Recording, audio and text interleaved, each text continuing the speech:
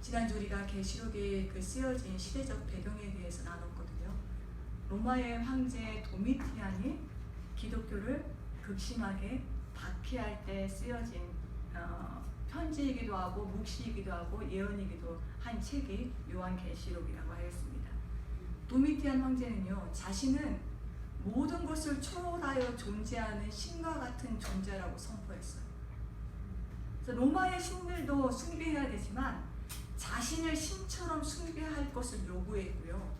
또 다른 황제들이랑 달리 도미티안 황제가 또 한 가지 요구한 게 있어요. 황제는 주님이시다라고 고백할 것을 강요했어요.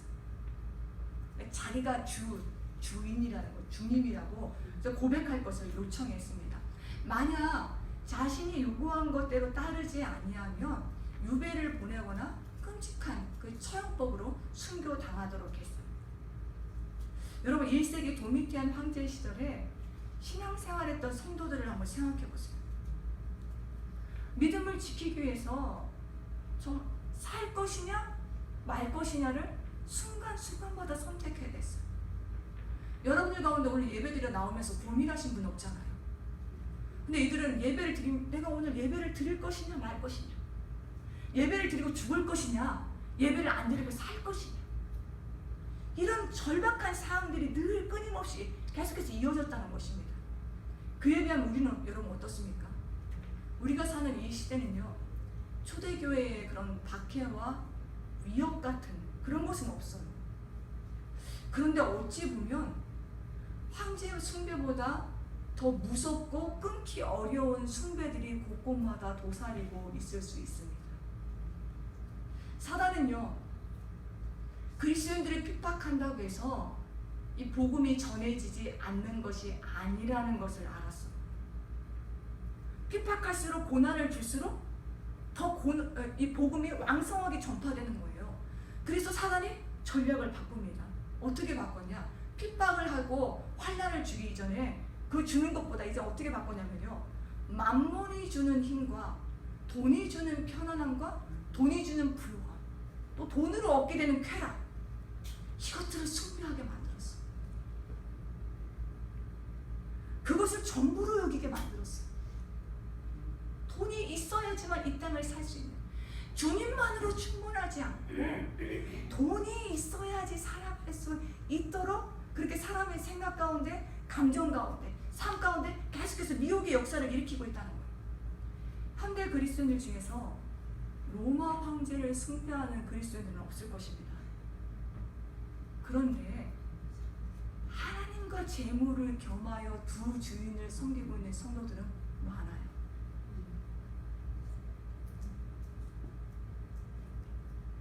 돈 말고도요, 지금 가장 흔한 예를 돈을 들었지만 돈 말고도 나도 모르게 숭배하고 있는 것들이 있을 수 있습니다.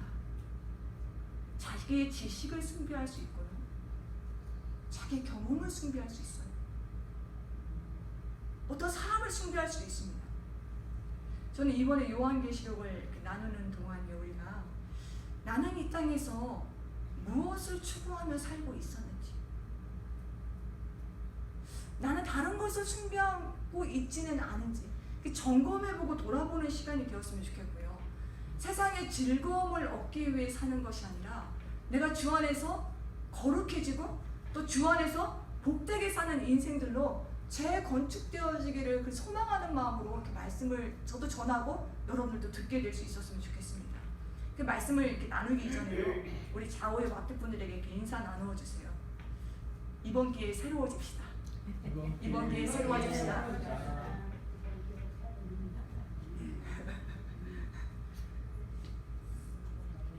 사도 요한이 천사를 통해 전달받은 계시는, 예수 그리스도의 계시는요, 요한 한 사람만을 위해서 전달된 계시가 아니라고 했습니다. 반드시 속히 될 일로 모든 사람이 알아야 되는 하나님의 말씀이었고 예수 그리스도의 증거였어요.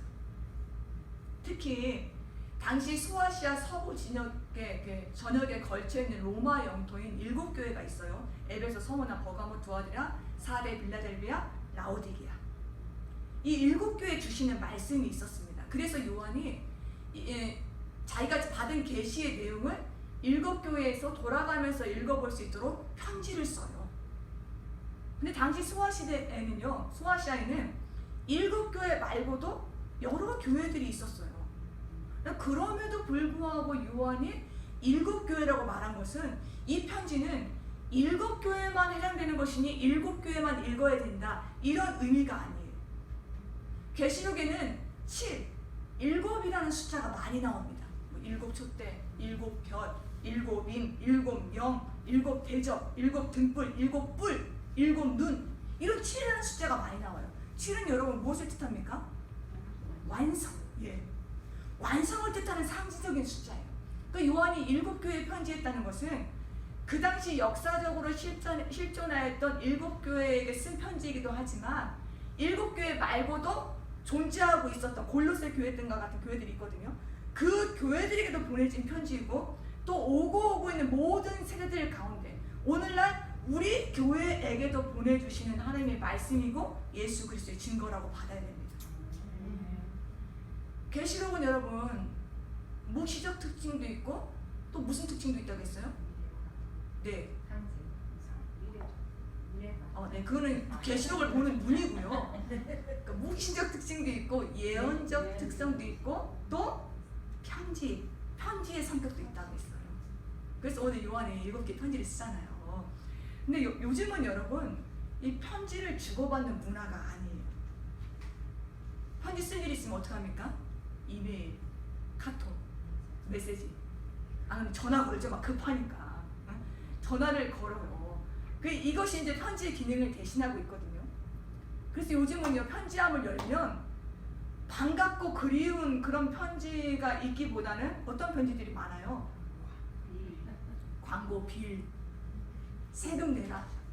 이런 고지서들만 있어요. 아주 편지함을 열기가 싫습니다. 그 정겨운 편지들은 없어요. 근데 요즘 여러분, 요즘도 혹시 그 애틋한 마음으로 누군가에게 긴 장문의 편지를 이렇게 쓰시는 분들이 계십니까? 네, 계신 분이 또 있으시네요. 네. 한국은요, 이 편지 쓰기 문화를 되살려보자는 취지로 이제 우체국에서 주최했어요. 4월 10일부터 5월 27일까지 매해마다 전 국민을 대상으로 편지 쓰기 대회를 개최하고 있다고 해요. 얼마큼 활발하게 진행되고 있는지 그건 모르겠어요. 요즘 시대가 워낙 편지를 안 쓰고 우체국 직원들이 한가운도 아닌 것 같아요. 요즘에는 우편으로 뭘 막 온라인으로 주문하니까 편지 대신에 무거운 걸 막 날라야 되잖아요. 근데 요즘 우리가 카톡 이런 것을 활용해서 이렇게 편지의 기능을 이렇게 대신하고 있는데 그러나 편지를 쓰는 것만큼의 진심과 정성을 SNS가 흉내내지는 못할 거예요. 편지는 어떤 내용이 기록되어져 있는지도 중요하고요. 누가 보냈는지도 중요해요. 이 요한계시록은요, 요한이 기록하였지만 또 혹자는요, 요한이 나이가 많았기 때문에 요한이 계시 내용을 받아서 말해주면 대필해주는 사람이 있었다고 해요. 근데 어쨌든 이 편지의 원저자는 누구냐? 하나님이세요. 요한이 대필하든지 요한이 말해서 또 다른 이가 대필하든지 이 요한계시록 내용은 하나님이 말씀하신 내용이에요. 어쨌든 요한이 이 계시 내용을 하나도 빠트림없이 잘 전달하고자 정성스럽게 7교회에 지금 편지를 쓰는 거예요. 근데 여러분 편지 처음부터 어떤 내용이 있으면 처음에 편지 그 초반부에는 인사말이 들어가잖아요. 요한이 계시록에 쓴 인사말을 보니까요 굉장히 거창하고 신학적이에요. 사도 바울이 서신서들마다 안부를 전했어요. 은혜와 평강을 전하는 안부 인사를 했지만 사도 바울이 쓴 서신서와는 요한계시록은 또 다른 느낌이에요. 얼마나 거창하냐면 여러분 이 인사말에 삼위일체적인 특성이 담겨 있습니다. 자, 4절 볼까요? 요한이 이렇게 시작합니다. 이제도 계시고 전에도 계셨고 장차 오시리. 이 말을 먼저 써요. 이것은 성부 하나님을 묘사한 말이에요. 이제도 계시다는 말을 원어로 보면요, 이제도 계시다는 거, 현재도 계시다는 거예요. 근데 현재에 계시다는 표현만이 아니라 앞으로도 계속하여 계신 상태를 뜻해요. 이제도 지금만 계신 것이 아니라 앞으로도 계속해서 계속 계시다는 거예요. 단 한순간도 빠짐없이 모두 순간 계신 분이 하나님이시라는 것입니다. 또 하나님은 전에도 계셨다고 말해주고 있어요. 전에도 스스로 계셨고 장차 오실 분, 영원하시다는 거예요. 과거에도 계시고 이제도 계시고 장차에도 계시는데, 여기서 장차 오신다는 뜻은요, 단순히 미래의 어떤 한 지점에서 오신다는 그런 뜻이 아니라 역동적으로 역사하시면서 현재로 오고 계시는 분이라는 뜻을 가지고 있어요. 여러분, 요한이 단어 선택 하나하나, 또 시제 선택 하나하나 어떤 의도를 가지고 하나님을 설명하고 있는 것입니다. 요한이 전달하고 싶은 어떤 메시지가 있는 거예요. 우리는 여러분 시간을 말할 때 과거, 현재, 미래 이렇게 말하잖아요. 근데 요한은 뭐부터 말했어요? 현재, 이제도 계시고, 현재부터 말하고 그 다음에 과거, 미래, 이런 표현을 사용했어요. 요한이 전달하고 싶은 것은요, 7교회가 처한 현실이 하나님이 지금 안 계신 것처럼 느껴져요. 견디기 힘든 고난과 시련들이 있어요. 이거 홀로 받아야 되는 것 같아요. 그런 현실이에요. 그런데 요한이 말하는 것은 하나님은 어제도 계셨다, 또 앞으로도 계신 분이시다. 근데 그걸 말하기 전에 요한이 가장 강조하고 싶은 것은 이거예요. 지금도 하나님이 당신들의 현실만 바라보고 계신 것이 아니라 지금도 당신들을 위해서 하나님의 모든 속성과 성품들을 동원하여서 당신들에게도 달려오고 있다는 것을 전달하고 있는 것입니다. 과거에도 계셨고 장래에서도 오실 거예요. 근데 지금 이 자리에 너희들이 겪는 환난을 보시고 하나님이 달려오고 있다는 거예요. 그러니 7교회들이요, 낙심하지 말고 절망하지 말고 뒤돌아보지 말고 앞에서 달려오시는 하나님을 바라보라는 것입니다. 사랑하는 성도 여러분, 모든 시간 가운데 역사하시는 영원하신 하나님께서 현재 지금 여러분의 삶의 자리에 함께하고 계시고 역동적으로 역사하고 계시다는 걸 믿으시기 바랍니다. 하나님이 일하고 계시고 여러분을 향해서 달려오고 계세요. 두 번째 요한이요, 그의 보좌 앞에는 7영이라고 말합니다. 이것은 성령 하나님을 묘사한 말입니다.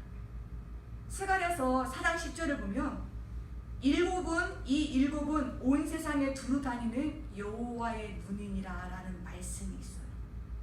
7은 완전수라고 했잖아요. 성령은 이 세상 모든 것을 감찰하고 계시는 여호와의 눈이고 완전하신 하나님의 영이라는 뜻이에요. 여러분, 요한이 성령이 어디 앞에 있다고 말해주고 있어요? 보좌 앞에 있다고 말한 것을 눈여겨보셔야 돼요. 그러니까 성령은 단독으로 일하시지 않고요, 성부 하나님과 성자 예수님의 뜻을 받들어 일하시는, 협력하여서 하나 되어 일하시는 분이라는 그런 뜻입니다. 이 말은 무슨 뜻이기도 하냐면, 여러분, 내가 바르게 성령 충만한지를 체크해보고자 한다면 내가 지금 하나님의 말씀에 순종하고 있는지, 또 예수 그리스도께서 말씀하신 너희가 나를 따라오려거든 자기를 부인하고 날마다 제 십자가를 지고 나를 좇을 것이니 라고 말씀하셨잖아요. 이 말씀에 내가 순종하고 행하고 있는지를 보셔야 돼요. 내가 아무리 가슴이 뜨거워도 하나님의 말씀에 순종하지 않으면 성령 충만하지 않은 거.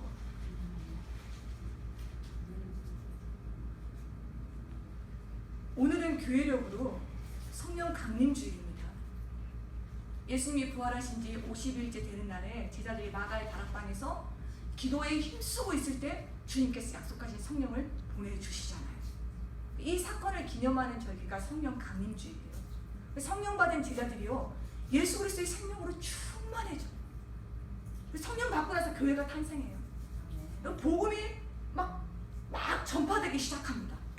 우리가 놓치지 말아야 될 것이 있어요, 여러분. 제자들이 성령 받고 나서 제자들이 드러난 것이 아니라 예수님이 드러났다는 겁니다. 예수님은 이 땅에 안 계시고 승천하셔서 하늘에 계시는데 제자들이 성령 받고 나니까 그 예수님이 드러나는 거예요. 제자들이 드러나는 것이 아니라 예수님이 증거되어져요. 이것이 성령께서 하시는 대표적인 사역이십니다. 성령님은 우리에게 지혜도 주세요. 치료도 하세요. 그렇지만 이 모든 것들을 왜 하시냐? 예수님을 증거하시는 거예요. 저는 여러분과 제가 더 성령을 구하고 성령으로 충만해져서 하나님을 알아가게 되고 더 이전보다 더 알아가게 되고 또 예수 그리스도의 삶을 닮아가고 따라갈 수 있게 되기를 소망합니다. 4절이요.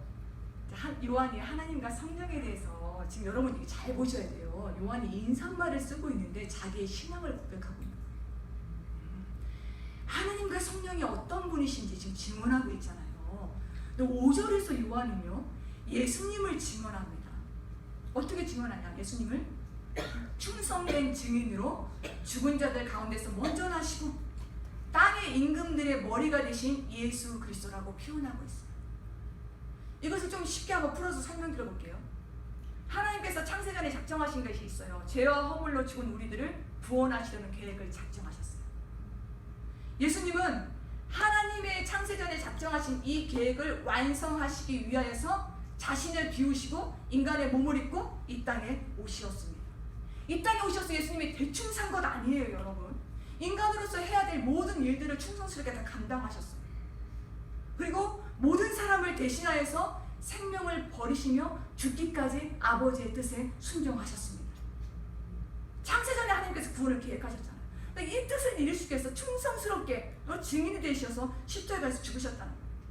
그러나 주님이 죽음으로 끝나지 않고 사망 권세 이기시고 부활의 첫 열매가 되셨어요. 40일간 이 땅에서 하나님 나라를 증언하시고 승천하셨습니다. 승천하신 예수님께 어떤 지위가 부여됐냐?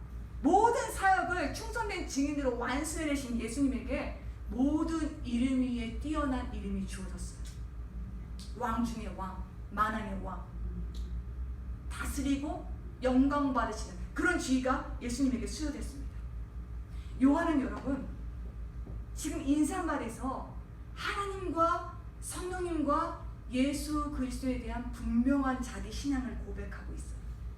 고백하면서 성삼위 하나님으로 말미암는 은혜와 평강이 너희에게 있기를 원한다고 지금 전하고 있는 것입니다. 왜 이렇게 인사말을 거창하게 하냐?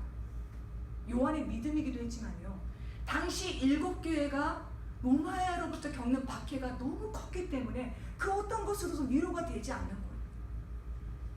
성삼위일체 하나님이 주시는 은혜와 평강 외에는 더 절실하게 요구되어지는 것이 없다는 것입니다. 이 요한이요, 자신의 전 신앙 고백을 닮아서 고난받고 있는 그들을 위로해주고 싶었고 소망을 주고 싶었어요. 사랑하는 성도 여러분, 많이 나누었지만 진정한 평강은요, 환경을 통해 얻어지는 것도 아니고 사람을 통해 주어지는 것도 아닙니다. 요한의 인사말을 통해 우리가 깨닫게 되는 것은요, 우리가 어느 때 평강하게 되냐? 하나님이 지금도 계시고 전에도 계셨고 또 장차 오실 분이라는 것을 믿고 그분께 내 삶을 맡길 때 평강을 누릴 수 있게 됩니다. 또요, 성령이 보좌 앞에서 7명으로 두루 역사하고 계시다고 했잖아요. 그 성령이 내 삶도 두루 감찰하시며 돕고 계시다는 것을 믿을 때 평강이 임합니다. 또 예수님이 충성된 증인이시고 사망 권세를 이기시고 부활의 첫 열매가 되셨어요.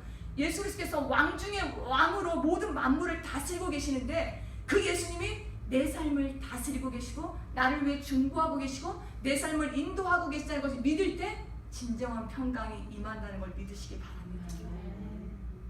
여러분의 가정과 일터와 우리 교회에 성부, 성자, 성령으로 말미암는 은혜와 평강이 더욱더 충만하게 되고 풍성하게 되는 일이 있기를 주의 이름으로 축복합니다. 사도 요한이요, 지금 삼위일체 하나님 안에서 은혜와 평강을 전했어요. 그런 다음에 예수 그리스도께서 이 땅에서 어떤 일을 하셨는지에 대한 주제로 화제를 바꾸어요. 이제 5절 끝부분부터 6절까지 그 내용이거든요.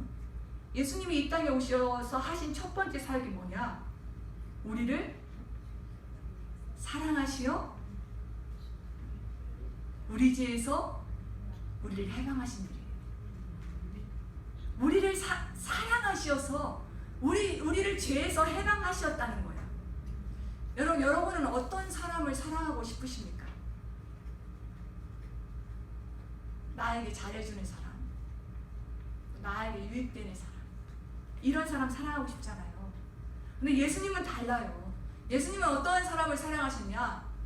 우리가 죄인이었을 때, 우리가 원수였을 때, 우리가 연약했을 때, 그렇게 주님이 우리를 사랑하셨습니다. 우리가 사랑받을 만하고 구원받을 만한 자격과 조건을 갖추어서 우리를 사랑하신 것이 아니에요. 우리를 불쌍히 여기시어서 우리를 사랑하셨습니다. 근데 왜 예수님이 우리를 불쌍히 여기셨는지, 왜 예수님이 우리를 사랑하셨는지 그거 저한테 물어보지 마세요. 저 모릅니다. 우리는 때때로 나도 내가 싫어질 때가 있는데 만왕의 왕이신 주님께서, 아쉬울 것 하나 없는 주님께서 나를 사랑하신다는 것은요, 이건 은혜라는 말밖에는 표현이 안 돼요. 주님의 사랑을 입는 그 은혜를 우리가 지금 입고 살고 있는 거예요. 근데 주님이 말로만 여러분을 사랑하신 건 아닙니다. 누구야, 내가 너 사랑한다. 아들아, 내가 너 사랑한다. 딸아, 내가 너를 사랑한다. 말로만 백번천만 하신 것이 아니라요, 자신의 생명을 내어주심으로 사랑하셨어요. 죄의 권세 아래 갇힌 우리들을 해방시켜 주시라고. 흑암의 나라에서 우리를 생명의 나라로, 하나님 나라로 옮겨주시기 위해서 희생 제물로 들어주셨어요. 자신을 들이시며 자신을 죽이시면서까지 우리를 사랑하셨다는 거예요. 여러분, 사도 요한이 왜 예수님이 우리를 죄에서 해방하셨는지 그 이유를 6절에서 설명하고 있습니다. 그의 아버지 하나님을 위해서. 이거 무슨 말이냐? 하나님 아버지가 원하시는 일이었다는 거예요. 우리를 죄에서 해방하시는 것을 하나님 아버지가 원하셔서 예수님이 행하셨다는 것입니다. 자, 여러분, 출애굽기 19장 5절 6절 PPT 말씀 볼게요. 오늘 말씀에 6절에 그의 아버지 하나님을 위하여 우리를 나라와 제사장으로 삼으셨다고 말씀해주고 있거든요. 그런데 출애굽기 19장 5절 6절에도 이런 말씀이 있어요. 자, 우리 함께 읽어볼까요? 출애굽기 19장 5, 6절. 세계가 다 내게 속하였나니 너희가 내 말을 잘 듣고 내 언약을 지키면 너희는 모든 민족 중에서 내 소유가 되겠고 너희가 내게 대하여 제사장 나라가 되며 거룩한 백성이 되리라. 너는 이 말을 이스라엘 자손에게 전할지니라. 자, 이 말씀 잘 보세요. 하나님의 나라가 되고 제사장이 되고 거룩한 백성이 되려면 전제 사항이 있어요. 조건이 있어요. 뭡니까? 예. 하나님의 말씀을 잘 듣고 언약을 지키면 너희가 내 나라가 될 것이요, 제사장이 되고 내 소유가 될 것이다, 백성이 될 것이라고 말씀해주고 있어요. 자, 그럼 또 한 구절 볼게요. 베드로전서 2장 9절 보겠습니다. 제가 1부만 읽어드릴게요. 너희는 택하신 족속이요, 왕같은 제사장들이요, 거룩한 나라요, 그의 소유된 백성이니. 두 말씀을 비교하여 살펴보겠습니다. 베드로전서 2장 9절 말씀을 먼저 보세요. 2장 9절 말씀에는 말씀을 잘 듣고 너희가 언약을 지킬 때 택하신 족속이 되고 거룩한 백성이 되고 제사장들이 되고 그의 소유가 된다는 말씀이 없어요. 맞습니까? 조건이 없어요. 그냥 선언하고 있고 선포하고 있어요. 무슨 말이냐? 우리가 말씀을 잘 듣고 지키었기에 거룩한 백성이 되고 하나님의 나라가 되고 왕같은 제사장이 되는 것 아니라는 것입니다. 우리가 한 것이 없어요. 그럼 누가 하셨냐? 예수 그리스도께서 희생 제물이 되시어서요, 거룩하고 보배로운 피를 우리에게 덮어주셨어요. 예수님의 의를 우리에게 전가시켜 주셨기에 우리가 거룩한 백성이 되고 하나님의 소유가 되고 나라가 된 것이라는 것입니다. 그런 은혜를 입었다는 거예요. 지금 오늘 계시록 1장 6절에서 요한이 그걸 말하고 있는 거예요. 그의 아버지 하나님을 위하여 우리를 나라와 제사장으로 삼으신 그에게. 예수님이 다 하시고 우리를 나라와 제사장으로 삼으신 은혜를 입게 하셨다는 것입니다. 우리가 언약을 지켜서 이런 은혜를 입은 것이 아니라, 말씀을 잘 지켜서 은혜를 입은 것이 아니라, 예수님이 십자가에서 희생하심으로 보혈을 우리에게 덮어주었다는 거예요. 구약시대는 여러분, 지금 요한이 우리를 제사장, 예수님 우리를 제사장되게 하셨다고 하는데, 구약시대는 제사장만이 성전에 들어가서 하나님을 섬길 수 있었잖아요. 지성소에는 대제사장만이 들어갈 수 있었어요. 그런데 예수 그리스도께서 십자가에서 자기 몸을 찢으심으로 새롭고 산 길을, 하나님께로 나아갈 수 있는 길을 열어주셨습니다. 이제는요, 누구든지 예수 그리스도를 믿으면 우리가 제사장이 되어서 하나님의 보좌 앞으로 나아갈 수 있게 되었다는 말이에요.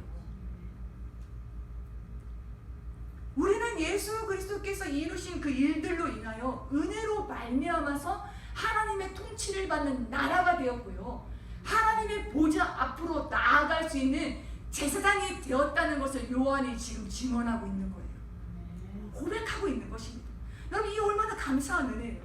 예수님이 다 하시고 우리를 그 은혜에 참여시켜주시고 불러주신 거예요. 여러분, 사도 요한이 편지 인사말에 이런 말을 꺼내는 것은요, 우리가 얼마나 큰 은혜를 입었는지 한번 생각해 보라는 거예요. 7 교회들이요, 환난과 고난만 생각하지 말고 예수님이 우리를 위해 얼마나 위대한 일을 행하셨는지 생각해 보라는 것입니다. 예수님이 하나님 아버지를 위하여 우리를 사랑하시어 행하신 그 일들을 생각하면 예수님의 영광과 능력을 찬송하지 않을 수 없다고 요한이 말을 하는 거예요. 아멘 아멘 하잖아요. 아멘밖에 할 말이 없다는 거예요. 그 은혜를 생각하면.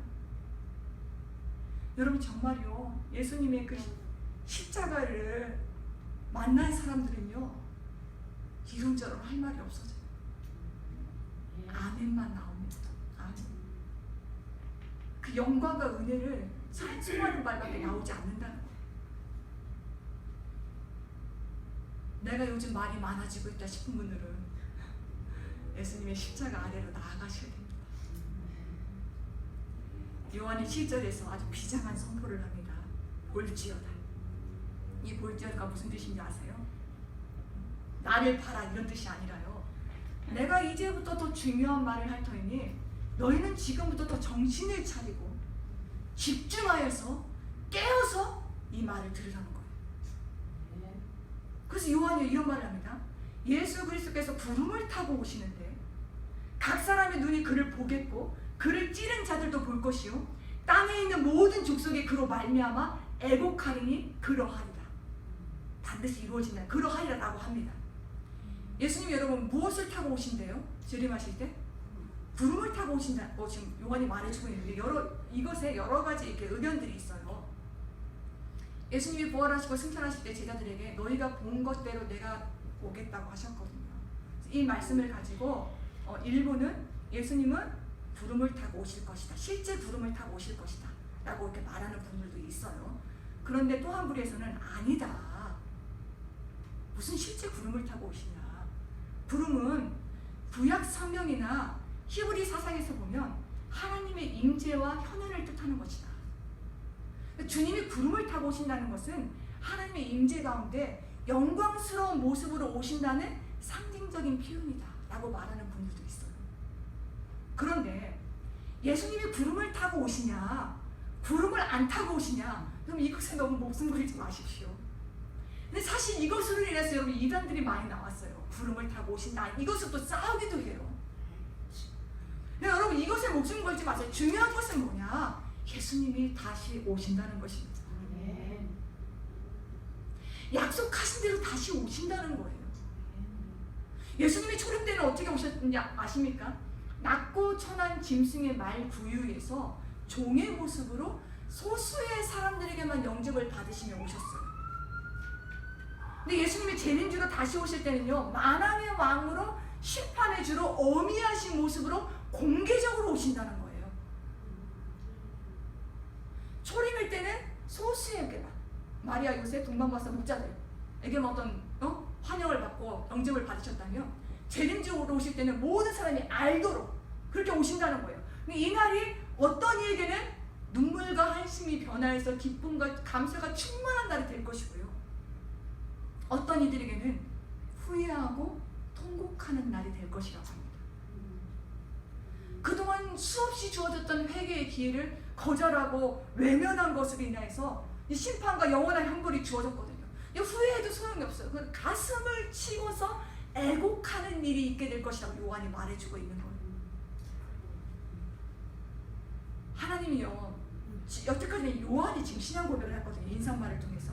근데 이제 하나님이 요한이 한 말들이 틀리지 않다는 것을 인증하시고 도장을 찍는 말씀을 하세요. 8절에서 하나님께서 직접 자기 선언을 하십니다. 8절을 보니까 나는 알파와 오메가라. 영어 알파벳이 여러분 A로 시작해서 Z로 마치잖아요. 헬라어의 문자는 알파로 시작해서 오메가로 맞춰요. 그럼 문자적인 뜻은 처음과 끝, 시작과 마침, 마지막이라는 뜻이에요. 그 역사를 시작하신 하나님께서 역사를 완성하신다는 것입니다. 알파와 오메가 이루신다는 거예요. 또한 하나님은요, 요한이 신앙 고백했던 것처럼 요한이 틀린 고백하지 않았어요. 하나님도 그대로 인정하시며 말씀하세요. 나는 이제도 있고 전에도 있었고 장차 올 자요 전능한 자라고 하십니다. 요한이 하나님이 오실 것이다 라고 말한 게 아니라 요한도 말했지만 하나님이 그 말에 도장을 찍어줬어요. 나는 장차 올 것이라고 말씀하셨습니다. 아마 이 시대에 교회 강단에서 가장 약화되어진 그 설교 메시지를 하나만 말해보라면 종말론일 것입니다. 각 교회들마다 구원에 대한 메시지 선포돼요. 예수 그리스도에 대한 기독론의 메시지 선포되어져요. 또 교회론에 대한 메시지, 성령론에 대한 메시지는 교회들마다 왕성하게 선포되어집니다. 그런데 유독 예수 그리스도의 재림과 종말에 대한 메시지는 선포되지 않아 깊이 되어지고 있어요. 위험적인 요소들이 많다고 생각하기 때문에. 근데 여러분 아십니까? 1세기 초대교회는 달랐습니다. 1세기 초대교회 성도들은요, 가장 중요한 메시지가 주님이 다시 오신다는 설교였어요. 그들은 모일 때마다 예수 그리스도의 재림을 막 사모하면서 예배하였어요. 그리고 찬양할 때, 찬양하는데도요, 내가 이 찬양 부르고 예배하다가 주님 만나고 싶다, 이런 마음으로 찬양하고 예배하니까 예배가 뜨거울 수가 없어요. 성령이 가득 임하시는 거예요. 제발 이 예배가 마지막 예배가 되었으면 좋겠다. 주님 언제 오세요? 빨리 와주세요. 너무 고난이 심하거든요. 주님 약속하셨으니까 빨리 오세요 하면서 막 뜨거운 눈물로 예배를 드리는 것입니다. 이것이 재림 예수님을 기다리는 이 초대교회 성도들의 믿음이 초대교회를 하나 되게 하는, 결속하게 하는 힘이 되었어요. 그 초대교회 성도들은 여러분 만나기만 하면 어떤 인사 있는 줄 아세요? 우리는 뭐 기껏 해봐야 뭐 샬롬 이렇게 하잖아요. 초대교회 성도들은 마라나타. 마라나타 무슨 뜻이냐면요, 주여 오시옵소서. 안집사님 마라나타 이렇게 인사하는 거예요. 자시아 마라나타 이렇게 인사하는 거예요. 장집사님 마라나타. 서로를 만나면서 우리 주님 오실 때 그때도 우리가 주님을 같이 배웠자는 거예요. 애국하는 것이 아니라 은혜로 기쁨으로 충만해서 우리 주님을 보도록 그렇게 준비되어지자는 마음으로 마라나타, 마라나타, 마라나타 그렇게 인사하는 것입니다. 그런데 지금은요, 이 시대는 이단들이 워낙 종말론을 가지고 장난쳤기 때문에 이 재림에 대한 종말에 대한 메시지가 부담스럽기도 하지만요, 그러나 이 재림에 대한 메시지를 전하여도요, 초대교회 성도들처럼 사모함으로 받지를 않아요. 어떤 마음을 가지고 받냐? 주님 빨리 오시면 안 되는데, 내가 이 땅에서 이것도 안 해봤는데, 저것도 안 해봤는데, 좀 덜 행복도 누려봤는데, 한번 사는 인생 이 땅에서 조금 더 이런 것도 해봐야 되는데, 그래도 주님 조금 더 좀 늦게 오세요. 재림에 대한 메시지를 막 선포되고 있는데 그걸 성도들이 안 받으려고 한다는 거예요. 그런 일도 있다는 것입니다. 저는 요한계시록을 나누는 동안요, 다른 것으로도 많은 도전을 받아야 되겠지만 가장 먼저 우리 안에 다시 오실 주님을 사모함으로 기다리게 되는 그 마음이 회복되었으면 좋겠습니다. 초대교회 성도들은 주님이 전부셨어요. 주님이 모든 것이라고 고백했어요. 다시 오실 주님을 보고 싶어서 그냥 모일 때마다 뜨거움으로 찬양할 때 주님이 오셨으면 좋겠다, 기도할 때 주님이 오셨으면 좋겠다, 이 마음으로 예배를 드렸거든요. 다른 어떤 것보다 우리도 주님을 기다리고 사모하는 이 마음이 회복되어지길 바랍니다. 마지막으로 이제 하나만 더 나누겠습니다. 여러분, 오늘 본문에서 요한이 인사말을 통해 자기의 신앙을 쭉 고백했잖아요. 오늘 본문에서 요한에게서 어떤 것이 느껴지십니까, 여러분? 요한의 나이가 90세가 넘어요. 반모섬에서 바위 깎고 돌 다듬고 있거든요. 이런 요한에게서 언제 죽을지 모른다는 불안과 염려가 느껴지십니까? 하나님께서 내 인생을 왜 이렇게 인도하셨냐고 불평하고 원망하는 것이 느껴지세요? 전혀 아니죠. 그런 것이 느껴지지 않아요. 오직 예수 그리스도에 대한 분명한 믿음만이 느껴지고요, 예수 그리스도 안에서 성도에게 임한 복, 그리고 미래에 대한 강력한 확신이 느껴져요. 요한의 말들을 보니까 믿음이 느껴지고 성령 충만함이 느껴지고 90세가 넘었는데도 하나님을 향한, 주를 향한 열정이 느껴집니다. 요한은요, 편안하게 주님이 오실 날을 기다리고 있는 그런 처지가 아니었어요. 하루하루 힘겨운 노동을 하고 있는, 해야만 되는 처지였잖아요. 유배 가서. 그런데도 요한을 보니까 주 하나님을 향한 믿음을 고백하고 있어요. 저는 이것이 도전되더라고요. 우리 인식 가운데는 어떤 인식인 줄 아세요? 자기 분야에 성공한 사람들만 신앙 고백이 해야지 하나님이 영광 받으신다고 생각해요. 또 이웃들에게 덕이 된다고 생각합니다. 내가 성공하고 부자가 되고 내 문제가 다 해결되었을 때 그때 하는 신앙 고백이 힘이 있다고 생각해요. 그래야 하나님이 영광 받으시고 이웃들도 도전을 받는다, 그렇게 생각한다는 거예요. 그러나 여러분, 오늘 요한 보십시오. 반모섬에서 극적으로 풀려나와서 자유를 얻고 기뻐하면서 신앙 고백한 것 아니에요.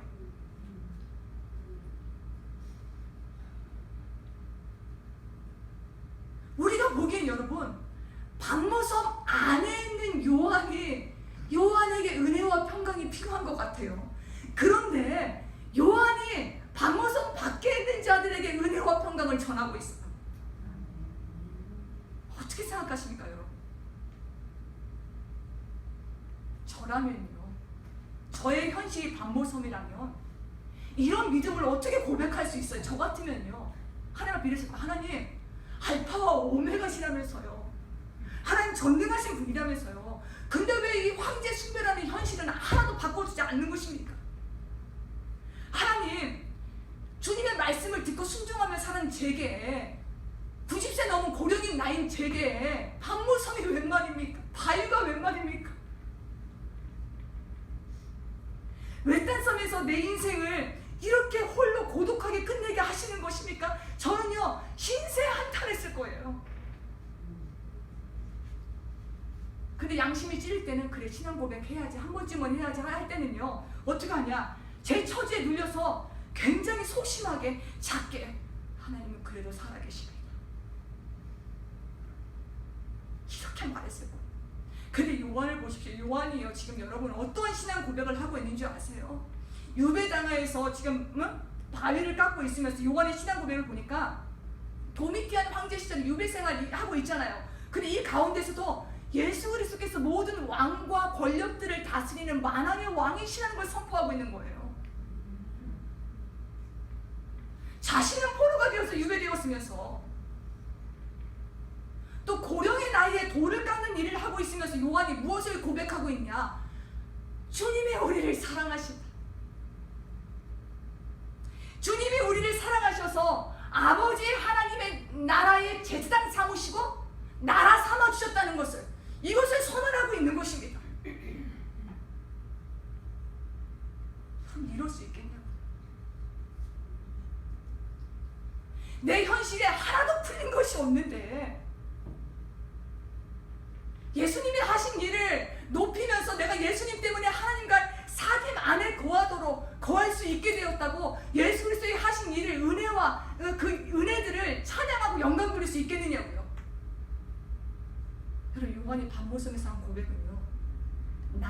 다른 사람이 중심이 된 사람은 절대로 할 수 없는 고백입니다. 요한은 자신은 중요하지 않고 예수 그리스도가 중심이 된 사람입니다. 제가 반모섬에 있건 돌을 깎건 유배지에 있건 이건 중요하지 않다는 거예요.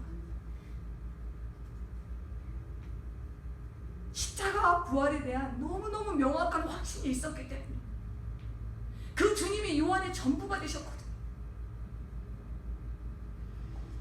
여러분, 사도 요한이 반모섬에 있을 때는요, 요한의 생애 가운데 가장 연약해 있을 때였고, 가장 약하고 가장 힘없고 가장 초라하고 가장 볼품없는 자였을 때였습니다. 그런데 그때의 요한이 주 하나님을 향한 놀라운 신앙을 고백했고요. 하나님은 그런 믿음을 가진 요한을 오고 오는 세대들에게 인류의 마지막을 준비하게 하는 자로 사용하셨어요. 안타깝게도 이 시대 많은 그리스도인들이요, 문제의 환경에 물리고 현실에 눌려 신앙 고백을 잃어버리고 삽니다. 찬양해야 되는 것을 놓치고 살아요. 박모성과 같은 현실이라면 신세 한단 속에 주님이 어떤 분이시에 대한 고백을 잃어버리고 찬양을 다 놓치고 산다는 거예요. 그러나 여러분, 요한이 박모섬에 있어도 하나님은 하나님이셨어요. 요한이 박모섬에 있어도 답답한 현실에 있더라도 하나님은 살아계셔서 이제도 요한과 함께하고 계시고 전에도 계셨고 장차에도 계시는 이 진리는 변하지 않아요.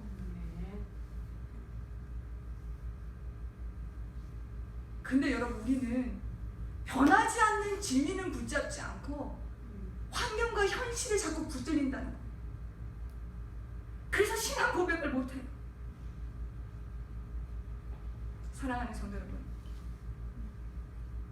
여러분이 약하다고 느껴질 때, 힘이 없다고 느껴지고 가난하다고 느껴지고 또 여러분이 반모섬에 있는 것 같다고 느껴질 때, 그때가 바로 여러분의 믿음을 고백해야 될 때입니다.